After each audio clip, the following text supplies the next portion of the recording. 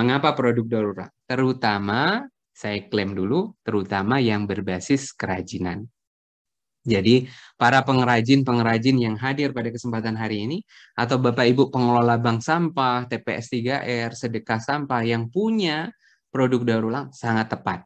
Atau Bapak Ibu yang sudah rajin sekali bersosialisasi, ataupun menjadi trainer workshop produk daur ulang, sangat tepat mengikuti kegiatan pada kesempatan hari ini ya. Nah, yang pertama adalah, kenapa produk daur ulang ini gitu ya? Nah, Bapak Ibu, tidak semua sampah mampu diolah dengan teknologi saat ini yang dimiliki oleh Indonesia. Secara teori, di dalam textbook, semua sampah mampu diolah. Hanya sebagian kecil saja sampah yang tidak mampu diolah. Tapi banyak pertimbangan yang lain. Kesiapan teknologi, SDM yang dimiliki, hingga ngomongin finansial. Sehingga negara kita belum mampu mengolah semua jenis sampah yang kita hasilkan.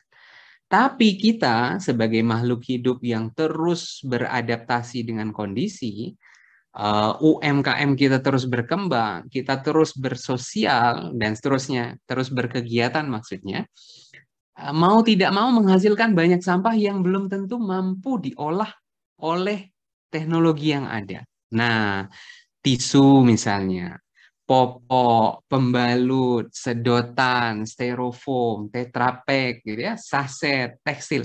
Ini adalah sedikit sekali dari sekian banyak jenis sampah lain yang kita hanya ambil ada 8. Ya. 8 jenis sampah ini belum mampu diolah secara teknologi eksis. Oh ada Pak di tempat A. Ya baru di tempat A saja. Baru prototipe di sana atau pilot project di sana. Belum menyeluruh di seluruh Indonesia. Nah, mau tidak mau, kita sebagai warga yang diwajibkan untuk mengolah sampah, kita bersyukur ada para pengrajin yang bisa mengolah sampah yang belum bisa diolah secara teknologi. Kalau sudah bisa diolah secara teknologi, berarti nggak usah lagi. Nggak usah lagi buat produk kerajinan. Nah, ini produk-produk kerajinan ini ada menolong sampah-sampah supaya tidak hanya ditampung di TPA. Ya. Nah, ke-8 sampah ini bisa diolah kecuali hanya ditampung di TPA saja. Tapi kan itu bukan menyelesaikan suatu masalah. Jadi kita beruntung punya pengrajin-pengrajin yang senantiasa mengolah sampah-sampah yang tidak bisa diterima oleh teknologi yang ada. Begitu banyak pengrajin keset yang kita anggap apa sih keset diolah dan seterusnya. Kita tidak tahu bahwa tekstil itu sangat sulit untuk terdegradasi, sangat sulit untuk diolah dengan menggunakan teknologi yang ada. Ada nggak diolah? Ada, tapi jumlahnya sangat sedikit. Gitu ya.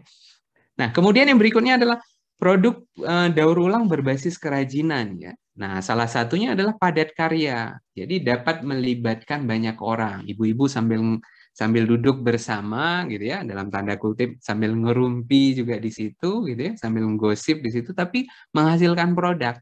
Ini adalah ciri khas kita, padat karya. Semakin banyak yang terlibat, isu pengolahan sampahnya semakin mudah dikenalkan. 3R-nya makin kenal gitu ya, dari sisi yang berbeda. Satu ngomongin tentang kebersihan lingkungan, satu ngomongin tentang ekonomi, finansial, kalau produknya laku dijual. Tapi kan sangat lumrah sekali ya, kita berbeda dari sisi yang masing-masing kita. Nah, kegiatannya meningkat ya. Masyarakat yang terlibat juga banyak. Akhirnya apa Bapak Ibu?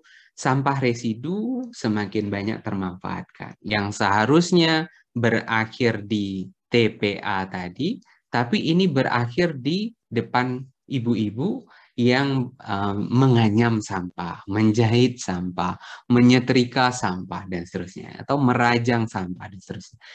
Kemudian potensi pemberdayaannya menjadi lebih tinggi. Ya. Dan masyarakat pun pendapatannya meningkat. Akhirnya ya secara tidak langsung akan berkontribusi positif terhadap pengolahan sampah. Jadi Bapak Ibu sosialitator yang selama ini bekerja, jangan sampai bilang ke masyarakat, ngapain kerajinan, nggak penting dan seterusnya. Ini Bapak Ibu, ini sangat penting sambil menunggu teknologi yang mampu untuk mengolah. Daripada kita nyalahin orang terus, ya lebih baik kita berbuat sesuatu. Jadi positif action yang kita lakukan terhadap masyarakat kita, ya. Oke, Bapak Ibu, kita lanjut ya. Jadi yang berikutnya, kenapa produk daur ulang? Nah, produk daur ulang ternyata dapat mengkoneksikan berbagai macam pihak dan kepentingan, gitu ya. Jadi dari produk daur ulang yang dihasilkan oleh masyarakat secara individu, oh saya bisa nganyam buat tas satu, buat pouch satu, gitu ya.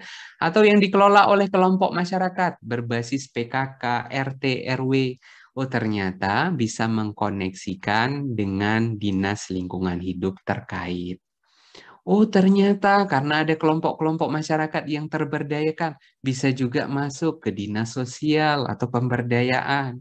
Oh, karena sudah ada produk butuh dipasarkan, bisa dong kerja sama dinas UMKM atau perdagangan, gitu ya. Oh, bisa juga ternyata bisa masuk ke industri, akademisi, swasta, dan seterusnya. Oh, ternyata dengan produk daur ulang yang berbasis komunitas tadi atau berbasis kerajinan tadi, bisa mengkoneksikan berbagai macam pihak. Sampah yang identik dengan dinas lingkungan hidup saja bisa mengkoneksikan dengan dinas-dinas yang lain. Karena tadi salah satu perantaranya adalah produk daur ulang. Jadi ada suatu kepentingan yang besar, Bapak Ibu, produk daur ulang ini terus kita giatkan. Sampai kapan? Sampai ada suatu teknologi yang mampu melumat semuanya. Residu-residu yang kita hasilkan setiap harinya. Kira-kira begitu ya Bapak Ibu, alasan mengapa produk daur ulang. Oke, kita lanjut.